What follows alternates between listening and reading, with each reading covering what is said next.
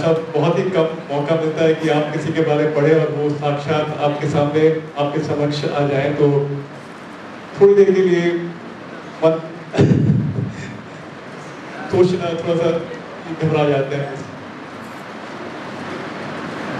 मैं अभी इस दायित्व को संभालता हूँ, उसमें सुनना मेरा धर्म है, बोलना नहीं।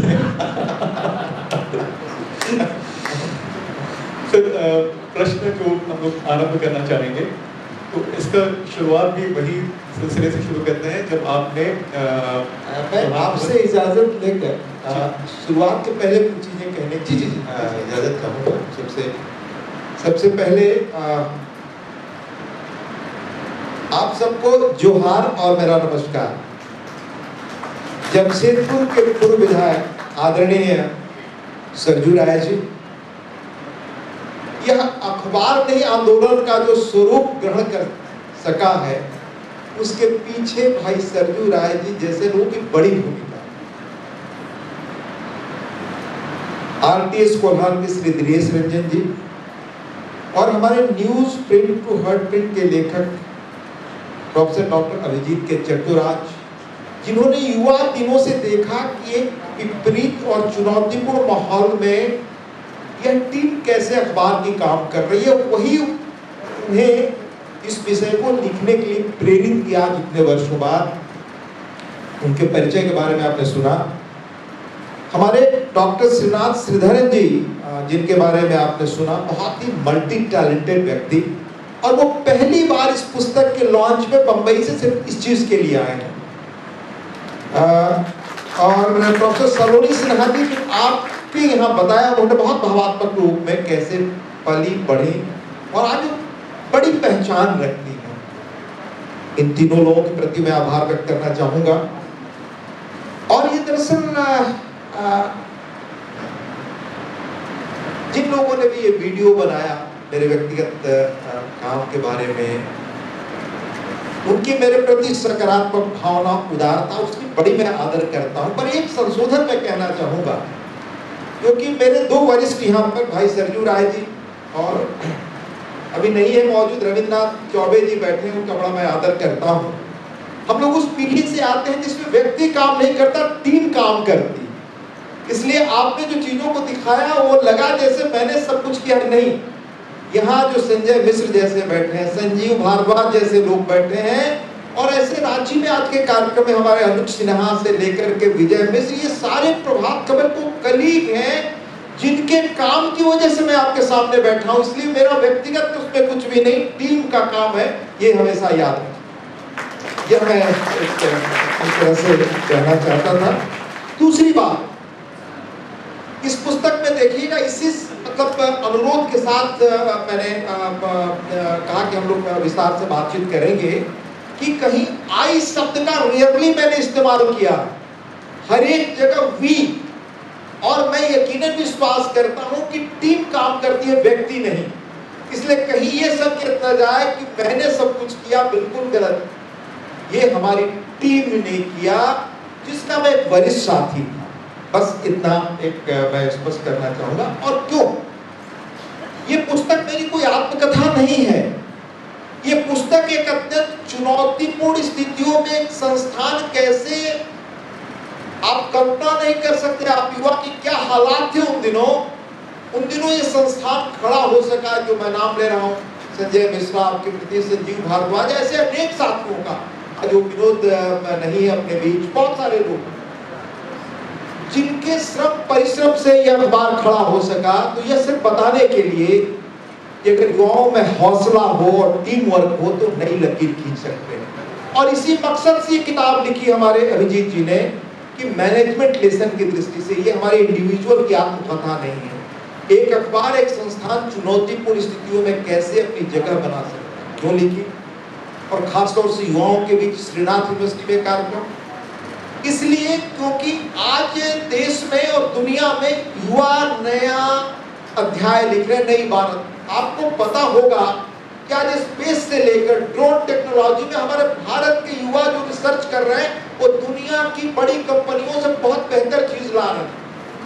एक अमेरिका से ड्रोन जो आप खरीदते थे 30-40 हजार करोड़ में, वो आज Bharatiya Yuva one fourth price में इजाद कर रहे हैं, ये आपकी ताकत है, ये आप युवाओं का हौसला कर सकता है। तो उसी राह को प्रेरित करने की दृष्टि से उन चुनौतीपूर्ण हालातों में ये संस्थान कैसा खड़ा हुआ, उसके मैनेजमेंट लेसन्स यहाँ के छात्रों के लिए क्या हो सकते हैं, इसलिए किताब लिखी गई है। मेरी आत्मकथा में कभी बहुत इस मामले में स्पष्ट हूँ कि कभी निजी जीवन कोई बड़ा नहीं होता। अभी मैं 3 दिनों पहले मैं औरंगाबाद गया था, महाराष्ट्र के औरंगाबाद। मैं आपको 2 चीजें बताना चाहता हूँ। औरंगाबाद से मैं निकल रहा था तो एक आदमी ने कहा यहाँ एलोरा है, देख लीजिए। एलोरा आप गुफा समझते हैं, कई हजार वर्ष पहले कैसे बना।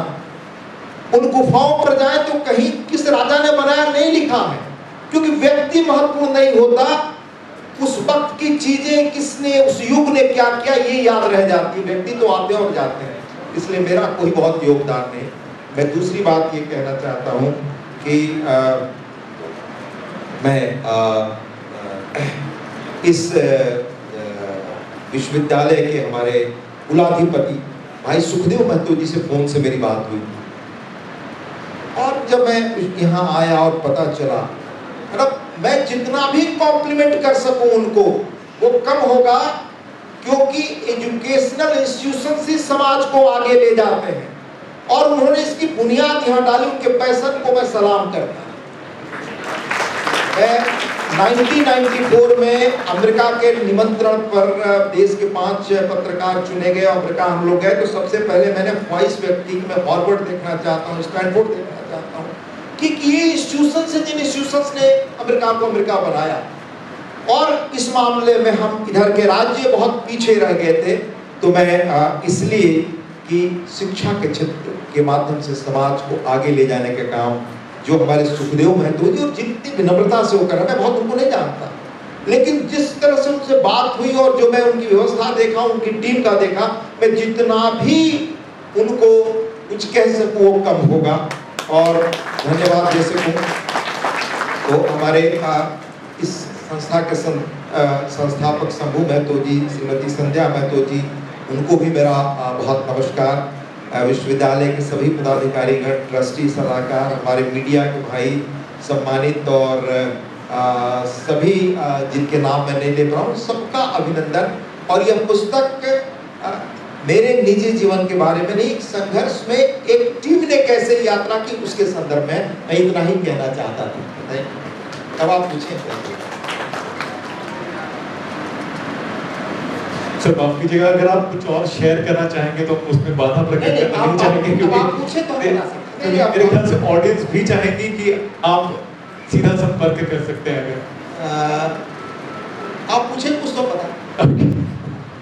तो पहला जो प्रश्न था उसके बारे में आपने थोड़ा सा जो करेक्शंस जो आपने कहा, तो प्रश्न ये था कि जब संजीव जी ने आपको इतना जो डिस्ट्रेसिंग पोर्ट्रेयल जो दिया कि ऐसा स्तबल है जहाँ के सारे घोड़े चले गए हैं, जहाँ पे जो मशीनरी है वो ठीक से काम नहीं कर रही है, ओवरस्टाफ्ड है, बैठने के लिए शायद जगह नहीं है।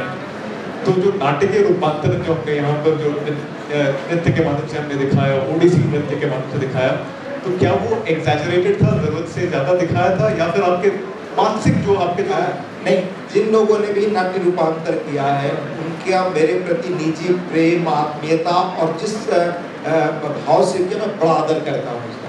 मैं सिर्फ एक ही संशोधन कर रहा हूँ कि मेरा नाम ना दिखाकर प्रभात खबर की टीम ने किया।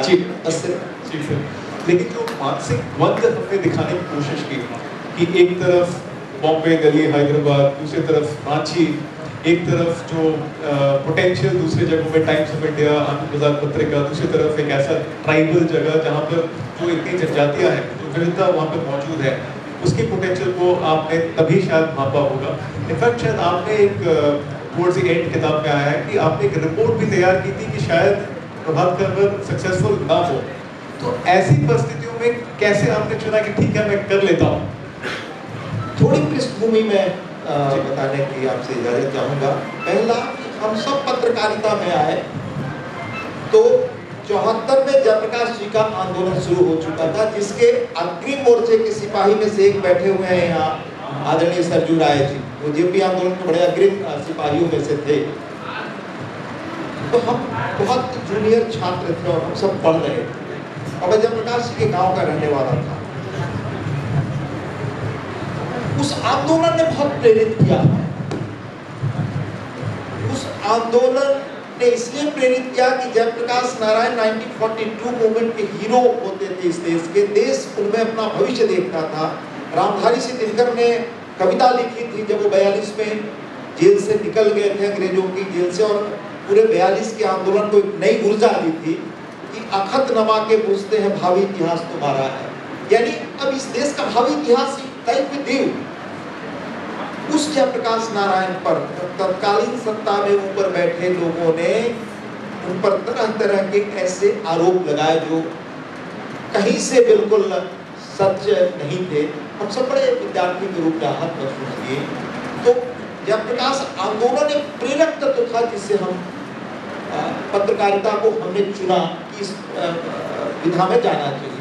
उसी रूप में हमारा सिलेक्शन बस 20 वर्ष की उम्र का था। टाइम्स ऑफ इंडिया ग्रुप में हो गया। धर्मी में 6-7 लाख बिकने वाली सबसे प्रतिष्ठित पत्रिका होती थी। वहाँ तब तक आपातकाल खत्म होने की स्थिति आ गई थी और जेपी जसलोक में आ गए थे। मैं जसलोक जाता था, क्योंकि गाँव का था, मुलाकात भी होती थी।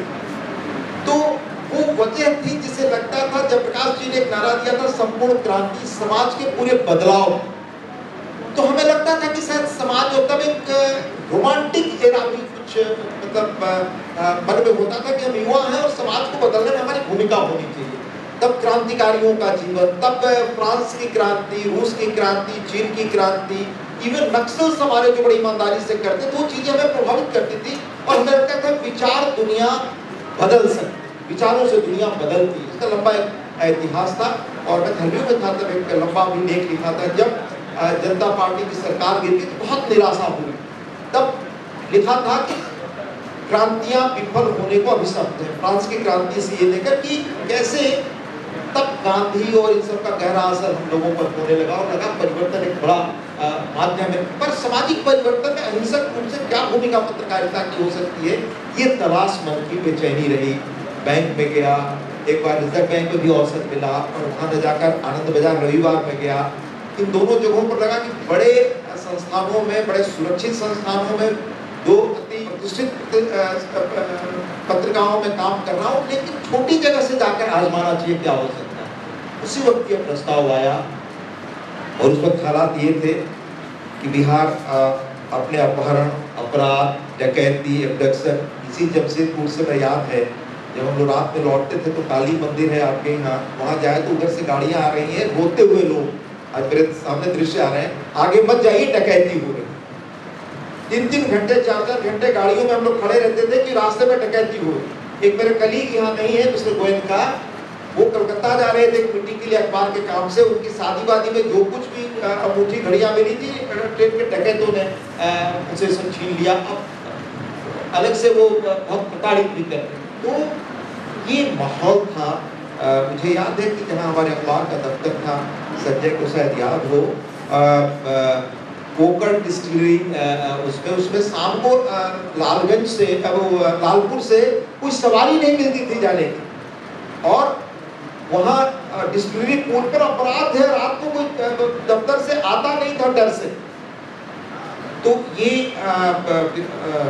यहाँ की स्थिति थी। इरेगुलर पावर सप्लाई, पहला जो अखबार ने आंदोलन किया वो एक बार मुझे लगता है कि बड़ा तूफान रांची में आया और टावर, महिलाओं की जगह वहाँ टावर गिर गया। तो सरकार का या स्थानीय प्रशासन का एक सप्ताह तक बिजली नहीं आई। तो हम लोगों ने तय किया कि नहीं, इस पर प्रो पीपुल एक्शन होना चाहिए। Be organise as a newspaper. जो अखबार में आंदोलन वो हमारे प्रयोग, कन्विक्शन और काम से निकला हुआ स्लोगन है, जो हम लोगों ने तय किया कि ये स्लोगन हमारा होगा। और उसको इस कदर हम लोगों ने इशू बनाया कि बिजली तो 2-1 दिन में आई ही, उसको इकोनॉमिक टाइम्स यानी अखबार ने मेंशन किया कि एक लोकल न्यूज़पेपर प्रभात खबर ने इतना बड़ा इसको इशू बनाया, इस कारण ये हो सका। तो छोटा होते हुए भी वो इशू में ताकत था। Not in me, not in my newspaper. हमारे न्यूज़पेपर ने ऐसा इशू चुना जिस इशू में इतना ताकत था, उसने हमें बड़ा बनाया। ये बड़ा क्लियर हमें समझना चाहिए। ऐसी अनेक चीजें थी जो हमने की। आप पूछेंगे मैं 2-3 घटनाएं बताऊंगा जो टर्निंग पॉइंट थी हम सबको।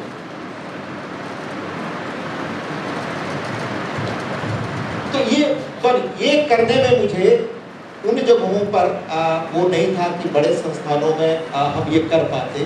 वो करने का अपने ढंग से यह समझने का कि पत्रकारिता समाज में एक सामाजिक चेतना फैलाने का सशक्त माध्यम बन सकती है, वो आजमाने का अवसर मुझे यही मिल रहा था। इसलिए मैंने सारी जोखिम के बाद इसको चुना और हमारी टीम ने हमने मिलकर उस दिशा में कार्य करना लगातार जारी रखा हर प्रतिकूल परिस्थिति।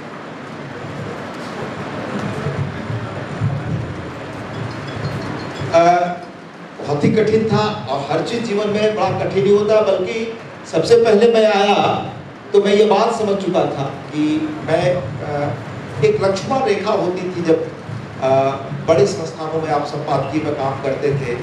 संपादकीय में उस वक्त जो लोग श्रेष्ठ पर होते थे वो दूसरे डिपार्टमेंट से काम देखना इंफीरियरिटी मानते थे कि एडिटोरियल काम यानी something some thinker of the society and has nothing to do with circulation advertisement या इनसे कुछ लेना देना। एक कंपार्टमेंटलाइजेशन था। पर मेरी शुरू से इच्छा थी कि मैं सिर्फ सीखूं न्यूज़पेपर एक कैसे बढ़ता है चलता। तो अखबार में यहाँ आते मैं समझ गया कि अगर मैं उस रास्ते चला कि मैं ही संपादक और सब कुछ हो, तो यहाँ अगर सारे डिपार्टमेंट्स सही नहीं रहेंगे तो मैं कितना भी बढ़िया अखबार निकालूँ वो सर्कुलेशन में ही नहीं जाएगा, छपेगा ही नहीं। तो एक तरह से मैनेजमेंट ने कहा कि as a CEO you have to function. तो ये सारा कुछ हो सका प्रबंधन, टीम और हम सब के समर्पण के कारण। एक अच्छी तरह काम करने का जो आपस में समझदारी बनी, उसकी वजह से हम सब आगे ले जा सके। और यहाँ मुझे प्रयोग करने की वो छूट अपने ढंग से मिली, वो मेरी शर्त थी, वो मुझे मिली। और इसके लिए प्रबंधन को, अपनी टीम को और सारे लोग जो साथ यात्रा में रहे उनको मैं धन्यवाद और श्रेय देता।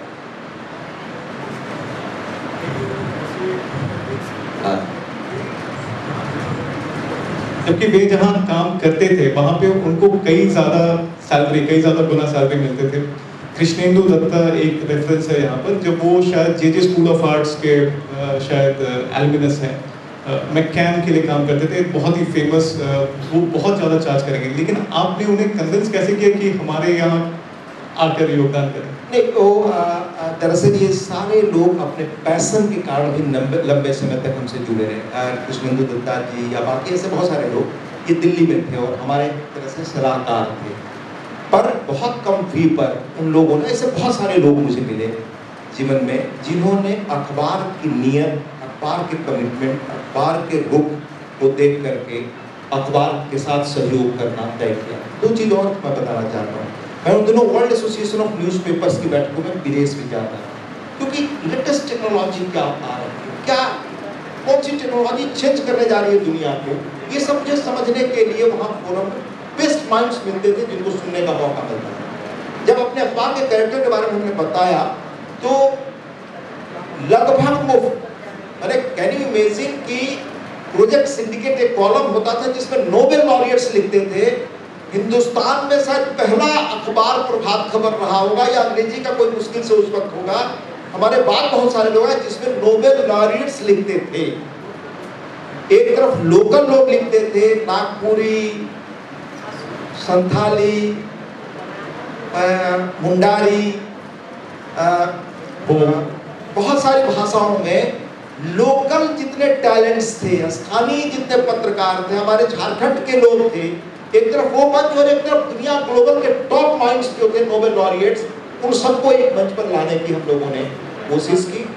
और इसमें एक विजन हम सबका मिलकर बनता था कि हमें ऐसा अखबार निकालना है जिस अखबार को पढ़कर पाठक महसूस करे कि वो आगे। अब जैसे आप हमें अगर पूछें तो हमने क्यों लिखा कि अखबार ये इसका मार्केट क्यों है, तो एक तो मैंने बताया कि जिस राज्य से अखबार निकल रहा था बिहार का ये हिस्सा था, तब बिहार भी डेवलपमेंट के पैरामीटर्स पर सारे स्टेट्स देश के जो उसके सबसे नीचे होता था। और यहाँ पर भी सबसे नीचे बिहार में भी झारखंड ये उत्तरी छोटा नागपुर होता था।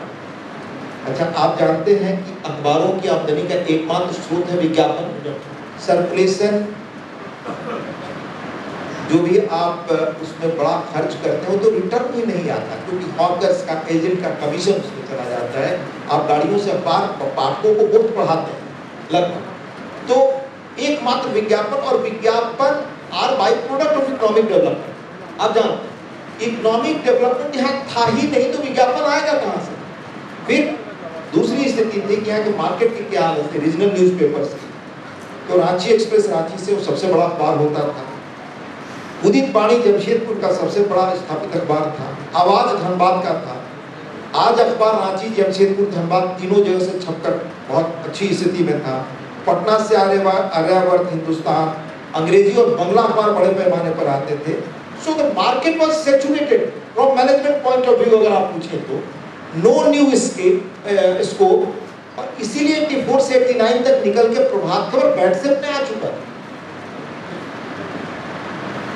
ये मैंने संस्थान की स्थिति बताई, राज्य की स्थिति बताई, न्यूज़पेपर इंडस्ट्री की बताई, और एक वो दौर था 91 का जब देश के बड़े अखबार बंद हो रहे थे। आपको याद होगा टाइम्स ऑफ इंडिया का, नवभारत टाइम्स, पटना संस्थान, संजू भाई बैठे उस पर लगातार लिखते थे। पटना, जयपुर, लखनऊ के एक कर बंद होने शुरू हुए। आर्यावर्त, संडे मेल डालमिया का अखबार, संडे अवर्जबर अंबानी का अखबार, पायनियर थापर का अखबार 100 करोड़ का आकर के वो बंद हो रहा था।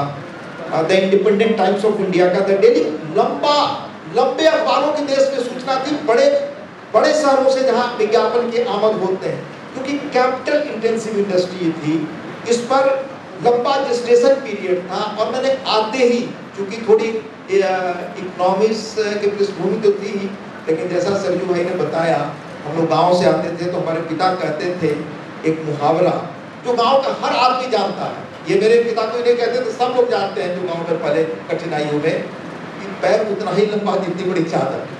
तो जो चीज हमारे पास है उसी में हमको काम करना है। We never complain to anybody. इसलिए मैनेजमेंट से भी हम लोग बड़ी अच्छी स्थिति रही।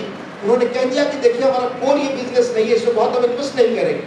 हमारी मशीन जिस अखबार क्षमता था, आउटडेटेड मशीन थी 8 पेज की। ये सब हालात थे, हम सब समझते थे कि हमें इस हालात में काम करना है। पर ये था कि हमें इसमें कुछ नया करने का स्कोप है, तो हमने इंगेज किया एक टॉप मैनेजमेंट कंसल्टेंट को। मैं देश के टॉप सक्सेसफुल रीजनल न्यूज़पेपर्स का खुद अध्ययन करने गया, तो ये रिपोर्ट हमारी तैयार हुई। और जो मैनेजमेंट कंसल्टेंट थे वो मेरे परिचित थे। बाद में IIM के डायरेक्टर बने, कहे कि ना यहाँ पर कोई स्कोप है, ना विज्ञापन है, अखबार का मार्केट सैचुरेटेड है। And I agreed with him. पर एक चीज हमने कहा कि इफ यू आर विलिंग, क्योंकि एक मैनेजमेंट पुराना बेच चुका था, नए खरीदा था, तो हम काम करने को तैयार हैं, हम लोग ये बात आजमाएं। और आजमाएंगे क्या? वो पैशन हम सबके अंदर था कि पत्रकारिता से परिवर्तन संभव है। और हमने बिल्कुल नया ग्राउंड पत्रकारिता का चुना। और कौन से नए ग्राउंड चुने, वो मैं 2-3 चीजें आपको बाद में बताऊं। So जो पैशन शब्द का प्रयोग आपने किया, I can see that passion in his voice. I can feel that vibration. तो प्रश्न पूछना चाहते हैं? सर, आप जब 89-90 के समय जब प्रभात खबर में जुड़े, तो आपने मलयालम मनोरमा, ईनाडु, महाराष्ट्र टाइम्स, ये जो अखबारों का आपने रिसर्च किया, उसमें से क्या निष्कर्ष निकाले? उसमें से हिंदुस्तान के लगभग 5 या 6 जो सबसे बड़े रीजनल न्यूज़पेपर्स थे, उनको जाकर मैं नए सिरे से देखा। और मैं आपको बताऊं आज कि मैं यात्रा करता था, तो जैसे आनंद विहार वगैरह में हम लोग काम करते थे, तो हमारा टाइटल था कि हम हवाई जहाज या फर्स्ट क्लास से ऐसी में जाएंगे। यहाँ आते ही मैं समझ गया मुझे क्या करना, मैं सेकंड क्लास में जाता बिना कहे। I was entitled second class से यात्रा, बस से यात्रा, मामूली होटल में ठहरना, क्योंकि मुझे लग गया कि मुझे करना क्या है। I was very clear. और मैं गाँव से था, मुझे कोई इसमें परहेज नहीं। आज भी आप देखेंगे बहुत सारी चीज़ें मेरी जीवन शैली वैसी, क्योंकि गांव से निकली थी। उसमें मुझे लगा कि हमें नए ढंग से इस अखबार को खड़ा करना होगा। उन्हीं दिनों 89 के चुनाव हो रहे, और मैं एक संयोग बताता हूँ कि रांची के जो सबसे स्थापित अखबार के जो संपादक थे, वो मेरे से मिलने आए। और मुझसे मिलने नहीं आए, एक दिल्ली से बड़े महत्वपूर्ण सज्जन आए। उन्होंने उनसे कहा कि मैं हरिवंश जी से मिलना चाहता हूँ। वो कहे कि चलिए मैं आपको ले चलता हूँ। तो वो ले करके आए, क्योंकि वो सज्जन महत्वपूर्ण थे, इसलिए वो आए पीछे। मैं बहुत आत्मीयता से मैं मिला, उन्हें धन्यवाद दिया। तो उन्होंने कहा, मुझसे पूछा संपादक महोदय ने सही पूछा कि भाई आप आए क्यों यहीं, तो चलना नहीं अखबार। और वो नंबर 1 अखबार के संपादक थे, वो अखबार की ताकत थी। उसके बारे में राजेंद्र माथुर ने लिखा था, अखबार था कि कोई दूसरी जगह वहां पर दूसरा आदमी जगह नहीं बना सका। राजेंद्र माथुर बड़े वेटरन जर्नलिस्ट थे। तो हमने कहा आप बिल्कुल सही कह रहे हैं, सब लोग आजमाएंगे। आप समझ सकते हैं कि जब आपके सामने कोई बढ़ कर कहे कि आपका फ्यूचर नहीं है, और जब आप 2 बड़े संस्थान देश के काम करके आते हैं अनुभव के साथ, तो आपकी भावना पर किस तरह का उसका वो होता है। पर वो भावना हमेशा संकल्प में बदलता गया, और मेरा ही नहीं, मेरी पूरी टीम का, जितने लड़के बैठे हैं, हर कठिनाई में इनकी चुनौती बढ़ती गई कि हमें नए ढंग से करना। हमारा कम्युनिकेशन मीटिंग बड़ा स्ट्रॉन्ग होता था, देश दुनिया घूमकर मैं आता था, सबके साथ बैठता था, हमें क्या नया करना। तो पहली चीज तय किया हम लोगों ने कि हमारी यात्रा, ये जितने अखबार यहाँ एस्टेब्लिश हैं, इनसे अलग होगा, हमारी राह अलग होगी। और जो आपने रॉबर्ट फ्रॉस्ट का वो कहा, बड़ा प्रेरित करता था, सब बच्चों को अपने में सुनाता भी था, द रोड लेस ट्रेवल्ड। हमने कहा कि अखबार जिस रूप में फर्स्ट पेज की खबरें डिसाइड करते हैं, क्या करते हैं, वो हमारा पैराडाइम, हम अखबारों को देखना भूल गए। हम उनकी बात और चर्चा पर निंदा का जो आपने कहा, कि सब में ध्यान ही नहीं देना है। लोग कहते थे विफल हो गए, और कान बंद के अपना काम श्रेष्ठ कैसे हो सके। सुबह 9 बजे दफ्तर आना, रात 2 बजे 1:30 बजे तक काम करना, ये मैं नहीं, मेरी बहुत सारी टीम का जीवनचर्या रहा। वो भूल गए छुट्टियां क्या होती हैं, वो भूल गए कि एक ऑटो है रात में जो हमें छोड़ता है, वो भूल गए कि एक मारुति है कमजोर जो हमें छोड़ती है। और जैसे जैसे हालात ठीक होते गए, कंपनी ने हमारे मैनेजमेंट ने, उसकी भी उदारता मैं कहूँ कि हम लोग चीजों को बहुत बेहतर करते गए। और बहुत बाद में देश के 3 सबसे बड़े घराने न्यूज़पेपर इंडस्ट्री की यही आए, और आज तक अपराजित है वो, तो इन लोगों के कारण के लड़के हमारे बैठे। तो अखबार की जड़ें मजबूत करने का, तो हमें लगा कि कोरा स्लेट, नया स्लेट लिखना होगा। और पहले दिन से हम लोगों ने क्या किया, 2-3 घटनाएं मैं आपको सुना देता हूँ। पहला, मैं आया तो अपराध बिहार के जीवन का हिस्सा हो गया था, अपहरण, हत्या, हर तरह का। तो उसको कोई लोगों को सदमा नहीं देता था। आजकल के यूथ को पता नहीं होगा किस माहौल से हम लोग निकले। उन्हीं दिनों एक घटना हुई साहब, और मैं खुद बैठता था, क्या होगी, कल की कैसे होगी, और खुद लिखता था। मैं उन संपादकों में रहा हूँ जो लगातार बहुत लिखते थे इशू को इशू के रूप में आगे ले जाने, और हमेशा ध्यान रखा कि परस्पर क्रिटिसिज्म भी आए तो उसको उतना ही महत्व दिया। अगर हमारे अखबार की हमारी आलोचना भी हो तो उसको उतना ही सम्मान के साथ मैंने महत्व दिया, और हर एक का जवाब दिया। क्योंकि व्यक्ति आधारित कोई चीज थी नहीं, मेरा व्यक्तिगत किसी से कोई लेना देना नहीं था। तो एक खबर आई सामने कि एक कुसुम नाम की महिला, उसने तय किया है कि वो रांची छोड़ दे। वो आज एयरपोर्ट आप जाते हैं, वहाँ हवाई नगर एक इलाका है, वहीं रहती थी, विधवा थी, 2 अपनी बच्चियों के साथ रहती थी। वो बच्चियों के साथ तय किया, 4 बजे दिन में डकैत आकर मेरे घर में इतनी चीजें कर गए, और समाज खड़ा नहीं हो रहा, प्रशासन सोया हुआ है, प्रशासन के जो हालात है आप कल्पना नहीं कर सकते, मैं इस शहर छोड़ दूं। तो हमें लगा कि हमारा दायित्व है कि देखें कि एक सिटीजन अगर तय करता है, वो भी विधवा महिला तय करती है, तो हमें हमारे उनके साथ खड़ा होना हमारा नैतिक फर्ज है। और हम लोगों ने उसको लीड खबर बनाई। नेक्स्ट डे अखबार जब छपा तो सब लोगों ने अंदर 4 लाइन जो हमारी आदत है अखबारों में डाल दिया, और सारे अखबार हम लोगों का मजाक उड़ाया कि देखिए ये तो बड़े अखबारों से, बड़े संस्थानों से आया जरूर है, पर ये मैगजीन में काम किए इसलिए इनकी समझ विकसित नहीं है। ये ऐसी खबर को जो 2 लाइन डिजर्व करती है, इसको लीड बनाए। उसको हमने कैंपेन बनाया। और बताऊं कि 89 का इलेक्शन उस सामाजिक मुद्दे पर रांची में लड़ा गया। अखबार ने अपनी जगह बनाई, और तत्कालीन प्रमुख नेता पूर्व प्रधानमंत्री राजीव गांधी भी आए, तो उनको ये इशू अपना बोलना पड़ा, वहां कहना पड़ा। तो एक, जैसे मैंने ये इशू बताया। दूसरा, एक बुंडू से लड़के ने पत्र लिखा बहुत बाद में कि मैं नक्सलाइट क्यों नहीं बनूं। उस पत्र का माध्यम था, पत्रों की पत्रकारिता ही नई शुरुआत, कि मैं इतना पढ़ा लिखा हूं, मेरे रिजल्ट डिग्री अच्छे हैं, पर मैं हमेशा रिटेन में पास होता हूं, और झारखंड पब्लिक सर्विस कमीशन के इंटरव्यू बोर्ड में फेल होता हूं। और इस बार झारखंड पब्लिक सर्विस कमीशन के परिणाम में जो लोग पास किए हैं, वो डिप्टी चीफ मिनिस्टर के भाई ये हैं, फला के भाई ये हैं, फला मंत्री के ये हैं, फला मेंबर की है, सारे चीजें उन लोगों ने, उस लड़के ने लिखी। तो मैं नक्सलाइट क्यों नहीं बनूं?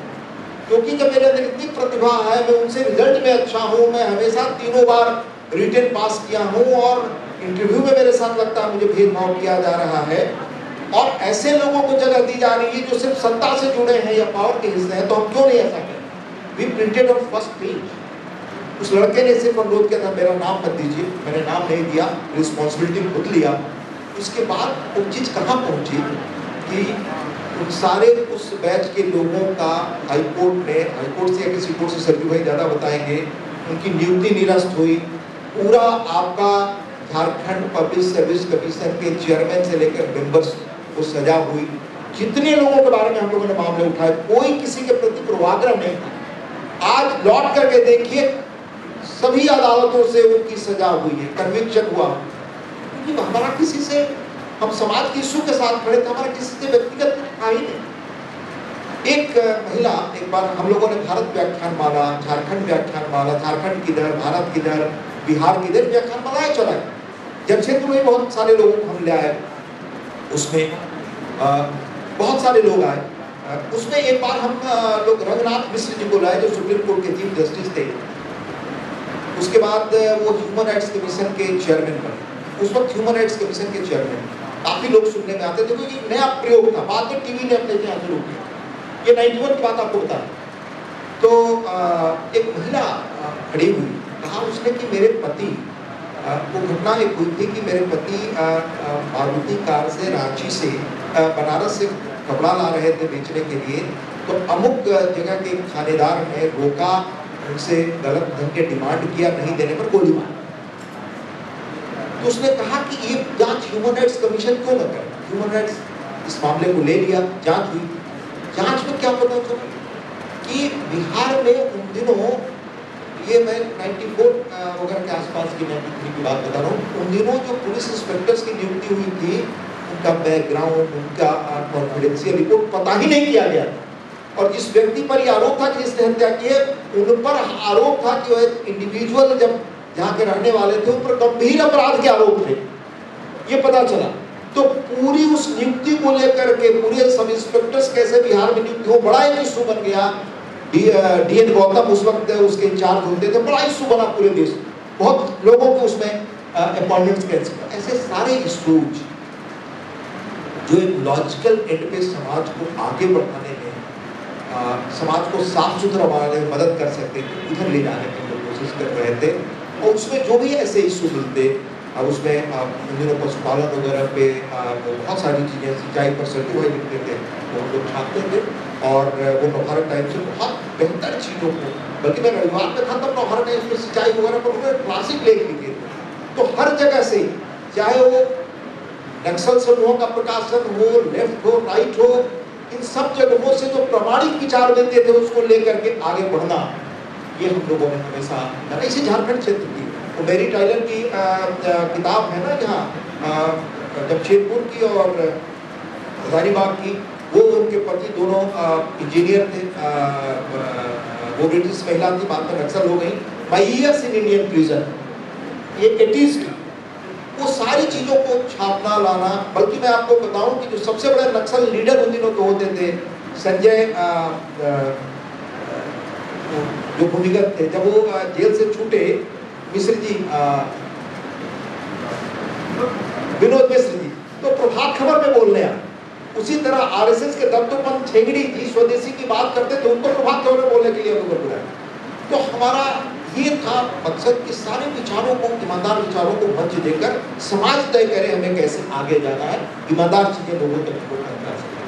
तो इस तरह की बहुत सारी चीजें मैं आपको बताने बैठूं तो एक लंबा समय इसमें निकलेगा। ये प्रणाम sir, am I audible everyone.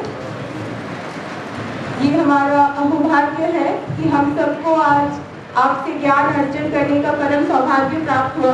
इस अवसर का लाभ उठाते हुए मैं कुछ जिज्ञासा प्रकट करना चाहूँगी।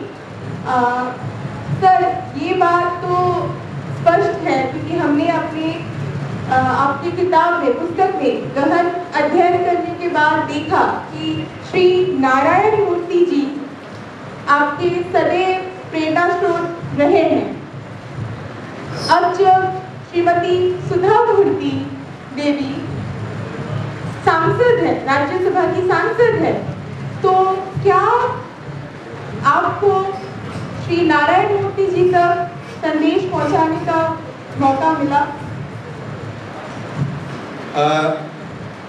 अभी कुछ दिनों पहले हमें 2 महीने पहले शिरडी साईं स्थान जाने का मौका मिला। शिरडी बाबा के बारे में वहाँ के एक बड़े पत्रकार ने बहुत बड़ी प्रमाणिक पुस्तक लिखी, तो उसके लोकार्पण में उन्होंने सुधा मूर्ति जी को बुलाया और मुझे बुलाया। तो सुधा मूर्ति जी जब शपथ ले रही थी तो उस दिन संयोग से मैं दिल्ली में नहीं था, तो वहाँ हमारी मुलाकात हुई। तो सुधा मूर्ति जी को मैंने वो प्रसंग सुनाया, she is outstanding extraordinary lady. तो उन्हें मैंने एक प्रसंग सुनाया कि मैं यह अखबार जो अखबार बन सका उनमें उन जैसे लोगों का क्या योगदान है। उन्हें सुधा जी वहाँ बताया पूरी उस सभा को, गैदरिंग को, कि सुधा जी जो आकर बैठी हैं यहाँ, उनसे आप सुनेंगे। वो एक बड़ी लेखिका हैं, आप तो जानती ही हैं। लगभग 2004-05 में उनकी एक पुस्तक पढ़ी, उसमें एक चैप्टर था जिसका आशय अगर आप मुझसे पूछे तो मैं रियल स्पिरिचुअलिज्म क्या है, और मैं थोड़ा स्पिरिचुअलिज्म की तरफ झुकाव रहा है तो पढ़ने की कोशिश करता हूँ। उनमें जो संस्मरण था पूरी सभा को मैंने सुनाया, तो मैं यहाँ भी बताना चाहता हूँ, क्योंकि आज पूरे देश दुनिया में बाबाओं का बाजार आप देखते हैं, तो ये भारत का स्पिरिचुअलिज्म ये नहीं। सुधा जी ने उसमें लिखा है कि एक बार मैं तंजौर के आसपास यात्रा कर रही थी कार से, देर रात हो गई, बहुत तेज बारिश होने लगी। इतनी तेज बारिश होने लगी कि मुझे लगे अब गाड़ी मेरी आगे नहीं जा सकती, और हम लोग कहीं गांव के इलाके में थे। हमारी गाड़ी जहां रुकी मुझे लगा एक मंदिर है, पुराना मंदिर। हमने गाड़ी रोकी और भीगते हुए भागकर हम लोग घुसे वो मंदिर था। जब मंदिर गए हम लोग तो वहां एक आवाज आई कि बेटी आ जाओ, आप लोग अंदर आ जाओ, और देखा कि बूढ़े व्यक्ति बैठे हुए हैं। तो हम लोग गए, फिर जब उनके पास में गई तो एक देखा दिया जल रहा है। उनको देखकर मुझे लगा कि वो शायद देख नहीं पाते। बगल में फिर आवाज सुनकर के उनकी पत्नी निकल कर आई, जो वो भी काफी वृद्ध थी। उन्होंने बड़े स्नेह से बुलाया, इन दोनों लोगों को बैठाया, तौलिया दी, तो वहां आरती हो रही थी। तो सुधा जी ने 100 रुपए का नोट वहां पर रखा। तो संत ने कहा, ये तो बड़ा नोट लग रहा है, ये आप जो भी अतिथि हैं आपका स्वागत है, फिर इसको वापस ले लीजिए। तो उन्होंने कहा कि नहीं बड़ा तो नहीं रखा जाए ना, हम यहाँ 50 वर्ष से ही करते हैं, हमारे लिए वही, हमें ये नोट बहुत बड़ा लग रहा है, हम नहीं चाहिए। तो फिर उन्होंने कहा कि मैं 20 का ये 10 की थी, उसको भी छुआ कि नहीं लेंगे, आप इसको ले लीजिए, आप मेरी अतिथि हैं, स्वागत है। तो उन्होंने बताया कि उनका आग्रह था कि हमारे यहाँ जो भी आता है मैक्सिमम 1-2 रुपये चढ़ाता है, वही हमारी आजीविका। फिर सुधा जी ने लिखा कि मेरी उत्सुकता हुई उनसे जानने की, पूछने की कि भाई आप कौन हैं, कैसे हैं। तो कहा कि मैं पूछा, उन्होंने कहा कि मैं फिर प्रस्ताव दी उनको कि आपको जो वृद्ध लोगों के लिए सपोर्ट करती है हमारी ये इन्फोसिस फाउंडेशन, उससे मैं आपको जोड़ करके सहायता वगैरह देना चाहती हूँ। सब कुछ मना कर दिया उस व्यक्ति ने। कहा कि मेरी आमद का स्रोत ये है। तो कहा संकट आ जाए तो कहा कि गाँव के लोग देखेंगे, वही शाम में आते हैं, वो थोड़ा बहुत चावल दे जाते हैं, बाकी चीजें जिससे जीवन चलता है। उन्होंने कहा कि मैं हर तरह का उनको प्रस्ताव दिया कि आपके इस उम्र में जब आपको कोई देखने वाला नहीं है, आपकी सुरक्षा के लिए, आपके मेडिकल के लिए जो कुछ हम कर सकते हैं तैयार है, सब कुछ मना कर दिया। कहा कि मेरा करने वाला वो ईश्वर। मैंने उन्हें बताया कि ये भारत का असल स्पिरिचुअलिज्म मैं जान सका आपके लिखा। तो उस पूरी चीज को अनुवाद मैंने खुद किया था और अखबार में, हमारे प्रभात खबर में वो छपा था। तो मैं उन्हें बताया, वेरी हैप्पी, और हम लोग मिलते रहते हैं, और कभी मुलाकात होगी तो किताब दूंगा मैं उन्हें। पर मेरे अंदर एक आदत है कि मैं खुद जाकर के किससे क्या सीखा, जो सीखा वो किताब में है, जाकर कहूँ इसमें मुझे संकोच होता। पर बहुत अच्छा उनसे स्नेह संबंध है। हम लोगों ने तय किया अगली बार वो आएंगे तो हम लोग मिलेंगे घर पे हमारा, तो बहुत चीज़ें और बात।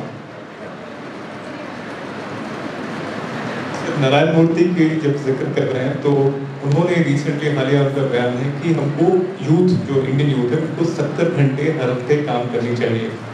आपने भी मतलब आपकी किताब में लिखा हुआ है कि you Ranjit Datta and few of your colleagues you burn midnight oil.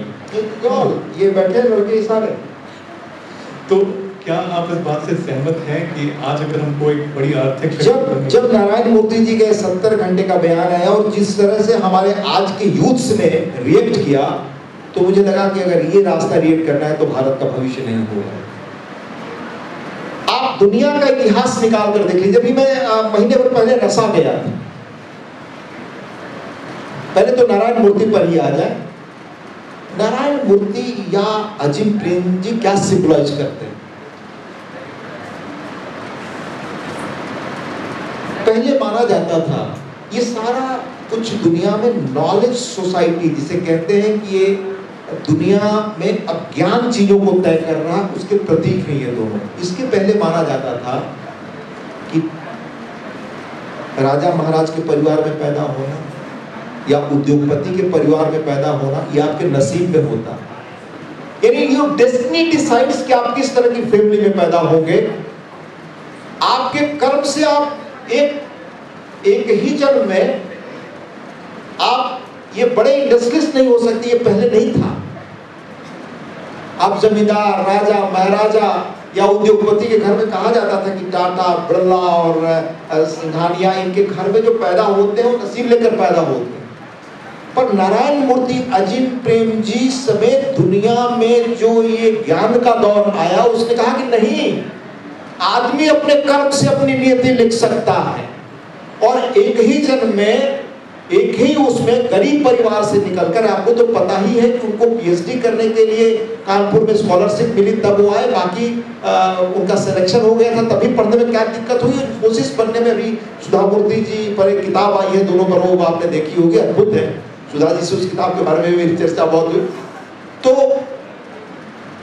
एक ही अपने लाइफ स्पैन में वो इन उद्योगपतियों के समकक्ष या इनमें से कई से बड़े होकर दुनिया में अपनी जगह बना लेना, it's because of knowledge only. और आज हमारे दलित परिवारों के लड़के, आदिवासी परिवारों के लड़के जो इस नॉलेज सोसाइटी के हिस्से बने, जो दुनिया में जाकर इन्होंने अपनी जगह बनाई, वो ज्ञान, वो शिक्षा की ताकत है, ये उसको सिंबलाइज करते हैं।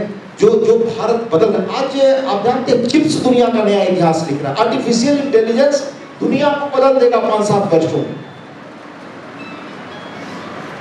इस आर्टिफिशियल इंटेलिजेंस चिप्स जो भारत में भी रेयरली बहुत कम है उसका हिस्सा, ताइवान छोटा सा देश दुनिया को डिक्टेट करता, और कई ऐसी कंपनियां जो आप जानते हैं जिनके शेयर्स जा रहे हो, you know better than me. अब लगभग कहते हैं 20% हमारे इंडियन हैं जो वो चिप्स के ब्रेन उस पर काम कर रहे हैं। तो हम भारत को उनको अगर जगह नहीं देंगे, इसलिए मैंने कहा, क्यों मैंने धन्यवाद दिया श्रीनाथ यूनिवर्सिटी को यहाँ प्रमोट करने और बनाने और आगे बढ़ाने के लिए महतो जी को। ये नॉलेज बहुत पहले होना चाहिए था। ये साउथ में जो स्टेट्स आगे गए क्योंकि वहाँ नॉलेज का प्रचार प्रसार बहुत पहले से होने लगा, हम उसमें पिछड़ गए। आर्टिफिशियल इंटेलिजेंस और टेक्नोलॉजी का मौका है कि ये वरदान भी है और अभिशाप भी है। अगर हम इसको अच्छी तरह इस्तेमाल कर ले गए तो ये सारे जो स्टेट्स हम कहते हैं पीछे छूट गए, लिप फ्रॉग करके बराबरी कर सकते हैं बड़े स्टेट्स का। बट ये चेंज आवर माइंडसेट और ये नॉलेज ने अवेलेबल कराया। इसलिए नारायण मूर्ति, या मैं और देखे होंगे उस किताब में मैंने कहा है, एक अंतिम चीज और कहकर आपको, आर के तलवार इस देश में हुए स्टेट बैंक के चेयरमैन, बहुत कम लोगों को पता होगा। R K Talwar was the youngest Indian and first Indian to be the chairman of State Bank of India. शायद 52 या 43 इयर्स के उसमें कुछ हो गए थे चेयरमैन। इमरजेंसी में उनको बाध्य किया गया एक बड़ी कंपनी को लोन देने के लिए, व्हिच ही रिफ्यूज्ड। उनको बाध्य किया गया कि आप फाइनेंस मिनिस्टर से आकर मिले, फाइनेंस मिनिस्टर से मिले, फिर कहा गया कि नहीं संजय गांधी से मिलिए, व्हिच ही रिफ्यूज्ड। कहा कि वो कोई संवैधानिक अथॉरिटी नहीं है, नहीं मिलेंगे। He was forced to resign। पहले देखा गया कि क्या लॉ चेंज किया जाए, कैसे हटाया जाए, क्योंकि चेयरमैन को हटाने का कोई क्लॉज नहीं। लंबी स्टोरी है। इन बाबुल जिस व्यक्ति ने बैंकिंग परिदृश्य बदल दिया देश में। जो बैंक ऑफ इंडिया के चेयरमैन हुए, आईसीसीआई के चेयरमैन हुए, लेजेंडरी मैन, वो उनके असिस्टेंट होते थे, उनके बारे में पूरा लिखा। जब वो वहाँ से उनको फोर्स कर दिया गया तो ही क्विट या हटाया गया, तो स्टेट बैंक करके वो चले गए अरविंदो आश्रम पौंडीचेरी, वहाँ रहने लगे। जनता पार्टी सत्ता में आई, उनको रिजर्व बैंक का अवसर, उनको नबार्ड का अवसर, उनको इंडस्ट्रियल डेवलपमेंट बैंक का अवसर, चेयरमैन से लेकर डिप्टी चेयरमैन का हर जगह जो था दिया गया। ही रिफ्यूज्ड। वो वहाँ श्री माँ के साथ रहते रहे, खेती करते रहे, IIM में पढ़ाते थे। एक बार मेरी खुद इच्छा हुई, मैं थोड़ा पढ़ता रहता था, तो IIM कोलकाता में गया। Management centre of human values एक सेंटर होता था, प्रोफेसर SK चक्रवर्ती चलाते थे। उनको एक बार रांची भी बोलने के लिए बुलाया था, लेजेंडरी लेक्चर्स की, मैनेजमेंट इथिकल कैसे होना चाहिए, वहाँ उनको वो बुलाते थे। उनका इंटरव्यू 3 सीरीज में मैंने पढ़ा, उनको बहुत लिखा किताब में भी है कि कैसे ये लोग इंस्पायर करते थे। तो उन्होंने उस वक्त कहा था RK तलवार ने, इतने बड़े प्रेशर को आपने कैसे, कहा कि नहीं कुछ नहीं, गीता मेरे जीवन का ध्येय था और मैं लाहौर में पढ़ा, वहां से सीखा, मेरी माँ यही सिखाती थी। So we follow. ये हमारे कॉमन लोग होते थे पहले, बैंकों से लेकर पब्लिक सेक्टर में हमारे सिविल सर्वेंट्स होते थे, हमारे जर्नलिज्म में लोग होते थे, हमारे पॉलिटिक्स में कामराज, जिनको अपर कहा जाता है लिटरली। 2 प्राइम मिनिस्टर देश को दिया उस व्यक्ति ने।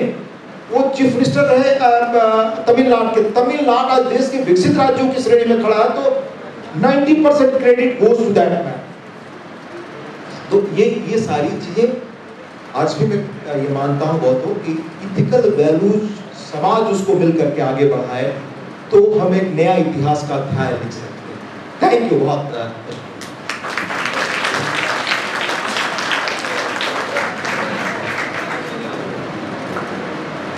धन्यवाद सर। आपने मैं कौशिक सर और शिवानी मैम का भी बहुत बहुत धन्यवाद आभार प्रकट करती हूँ कि आपने इतने इंटरेस्टिंग सवाल पूछे और सर ने हमारे साथ इतने सारे किस्से हमारे साथ शेयर किया, उसके लिए बहुत बहुत धन्यवाद सर। सर ने हम सबको टीम स्पिरिट और वी फीलिंग की जो बात कही, हमारे लिए जो संदेश, हमारे युवाओं के लिए जो संदेश है, वो हमारे भारतीय लोकतंत्र का भी मूल दर्शन है। और आपने अगर ध्यान दिया होगा तो हमारे कॉन्स्टिट्यूशन की ओपनिंग लाइंस भी यही है, we the people of India, हम भारत के लोग। तो निश्चित रूप से हम ये आपका संदेश अपने साथ रखेंगे सर, और अपने हर कार्य में इसको शामिल करने की कोशिश करेंगे। मैं अब आपसे अनुरोध करूंगी कि आप मंच पर बने रहे, और कौशिक सर और शिवानी मैम को धन्यवाद देती हूँ। मैं बच्चों के लिए कहना चाहती हूँ कि सर, ये जिस किताब के बारे में हम आज पूरी चर्चा कर रहे हैं, ये किताब स्टॉल में डिस्काउंटेड अमाउंट पे अभी मिल रही है। अगर आप लेना चाहते हैं इसकी प्रति, तो आप बाहर जाके इसको ले सकते हैं। कुलाधिपति महोदय जी को कि वो मंच पर आए और हमारे मुख्य अतिथि महोदय जी को सम्मानित कर उन्हें स्मृति चिन्ह भेंट करें।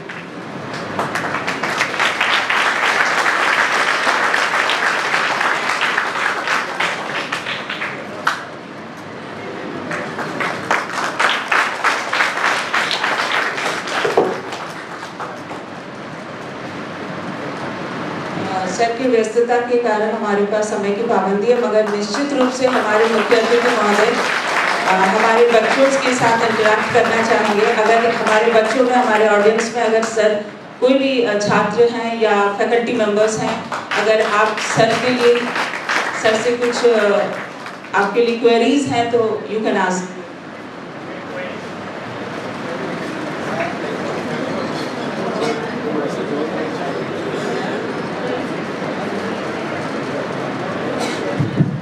You have noticed ये पेंटिंग अभी you can see sir present कर रहे हैं मोमेंटो।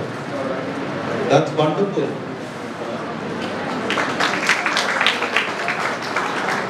बच्चे हाथ उठाए हैं, आगे आए। हाँ, वहीं से वैसे। Good evening, sir. Myself Ayush Raj. I am the student of BA English, 3rd semester. Sir, मेरा प्रश्न ये है कि सर, जब आप प्रभात खबर अखबार में नए एडवर्टाइजमेंट रणनीति के द्वारा आपने लाया था, तो उस समय आपने कौन कौन सी कठिनाइयों का सामना किया था, और आप कुछ इस पे बताइए। पहली चीज मैंने बताया कि अखबारों की आमद का एकमात्र स्रोत विज्ञापन ही होता है। एक बार एक विज्ञापन आया बहुत बड़ी ऑटोमोबाइल कंपनी का, जो पहले नहीं मिलता। उसके पहले पाठक का पत्र आया, उस पाठक ने लिखा कि उस कंपनी की गाड़ी मैंने खरीदी और उसमें ये कमियां आई। और वो अध्यापक थे बाय प्रोफेशन, जिन्होंने लिखा था, HEC में काम करते थे, वो घटना आज तक मुझे याद है। उसे हमने पत्र को छापा ये जानते हो कि इसके बाद ये विज्ञापन बंद हो जाएगा। लंबे समय तक वो विज्ञापन बंद रहा उस ऑटोमोबाइल कंपनी का। और विज्ञापन का एक तरह से फ्लो इस रूप में बनता है कि एक ऑटोमोबाइल कंपनी देती है तो दूसरे का भी विज्ञापन आता है, तो सारे विज्ञापन इसके बंद हो जाएंगे जानते हुए हमें लगा कि पब्लिक का विश्वास पाना पहले जरूरी है, विज्ञापन विल फॉलो। अगर आप अपना काम बेहतर तरीके से करते हैं तो कठिनाइयां शुरू में आएंगी, but things will follow in normal course. धन्यवाद sir. I am from D pharma. Sir मेरा ये प्रश्न है कि सर जिस दौर में आपने काम किया, मैं आपको सैल्यूट करता हूँ सर। वास्तव में जो चीजें की है उस समय काबिल हमारे झारखंड के लोगों का आपने आवाज बना सर, ये बताती है। बट क्या सर मेरा एक प्रश्न है, जो चीज उस वक्त आपने किया आज वो चीज हो रही है, या आज भी हमारे कुछ वैसे लोग हैं जो छूट रहे हैं, जिनको ये आवाज बनना अब ये जरूरी है सर, जो आंदोलन आपने शुरू किया था, again it will be arise or not sir? This is my question. हर दौर का जीवन का एक सिद्धांत है हमेशा। वन मोर थिंग सर, आप मुझे yes sir, one question is enough. No sir, उसी से जुड़ा हुआ है सर।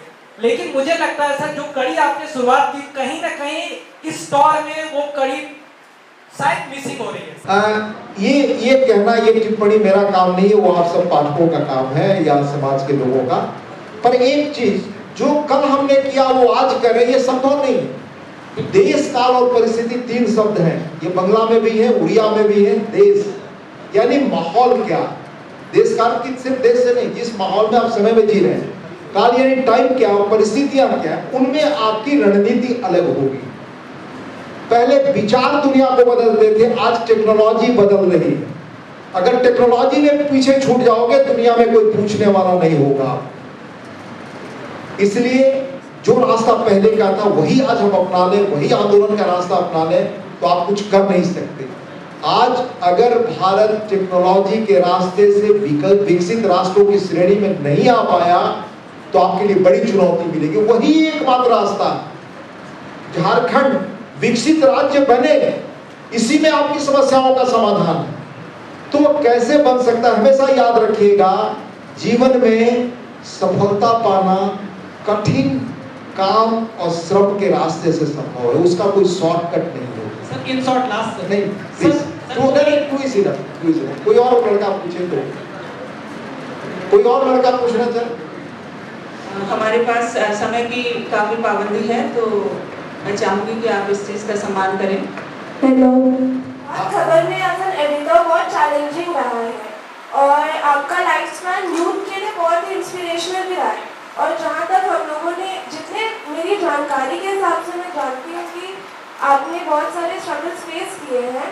तो ऑलरेडी कौशिक सर हमारे जो है उन्होंने ये क्वेश्चन किया था, पर उस टाइम आप थे नहीं वहाँ पर।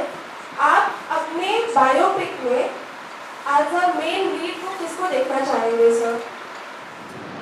एक तो आपने जो कॉम्प्लीमेंट मुझे व्यक्तिगत तौर से दिया उसके लिए बहुत धन्यवाद। लेटर पार्ट आपने पूछा कि मैं अपने जीवन में किससे प्रेरित हुआ हूँ, ये सवाल है? नहीं सर, आपके ऊपर जो बायोपिक बनेगा, आपके ऊपर मैं वैसा अपने को नहीं मानता कि मेरे ऊपर कोई इस तरह की चीजें बने बायोपिक वगैरह।